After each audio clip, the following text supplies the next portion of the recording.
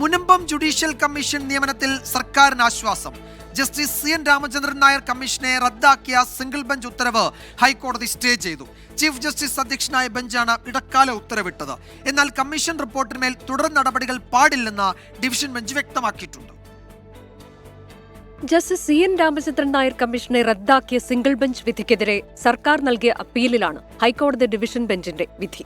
പൊതു താത്പര്യം മുൻനിർത്തിയാണ് കമ്മീഷനെ നിയമിച്ചതെന്നും ക്രമസമാധാന വിഷയമെന്ന നിലയിൽ കമ്മീഷന്റെ അന്വേഷണം ആവശ്യമാണെന്നുമുള്ള സർക്കാർ വാദം അംഗീകരിച്ചാണ് ഡിവിഷൻ ബെഞ്ചിന്റെ താത്കാലിക ഉത്തരവ്. അപ്പീലിൽ വേനൽ അവധിക്ക് ശേഷം വിശദമായ വാദം കേൾക്കും. അതേസമയം ജുഡീഷ്യൽ കമ്മീഷൻ റിപ്പോർട്ടിന്മേൽ തുടർ നടപടിയെടുക്കുന്നതിൽ സർക്കാരിനെ കോടതി വിലക്കി. അനുമതിയില്ലാതെ നടപടി സ്വീകരിക്കരുതെന്നാണ് ഡിവിഷൻ ബെഞ്ച് നിർദ്ദേശം. ഡിവിഷൻ ബെഞ്ചിന്റെ ഉത്തരവ് സ്വാഗതം ചെയ്ത മുനമ്പം സമരസമിതി ശാശ്വത പരിഹാരത്തിനുള്ള സർക്കാർ നടപടിയിൽ കാലതാമസം ഉണ്ടാകരുതെന്ന് ആവശ്യപ്പെട്ടു. വളരെ സന്തോഷം. ഡിവിഷൻ ബെഞ്ചിൽ നിന്ന് ഞങ്ങളെ സംരക്ഷിക്കാൻ, ഞങ്ങളെ രക്ഷപ്പെടുത്തുവാൻ, ഞങ്ങളുടെ റവന്യൂ അവകാശം തിരിച്ചു പിടിക്കാനായിട്ട് സർക്കാർ നടത്തുന്ന ഈ പോരാട്ടത്തിൽ സർക്കാർ വിജയിച്ചിരിക്കുകയാണ്. ഞങ്ങളും ഇതിലൂടെ ഞങ്ങളുടെ റവന്യൂ അവകാശം സർക്കാർ പുനഃസ്ഥാപിച്ചു തരും എന്ന് തന്നെയാണ് ഞങ്ങൾക്ക് പറയാനുള്ളത്.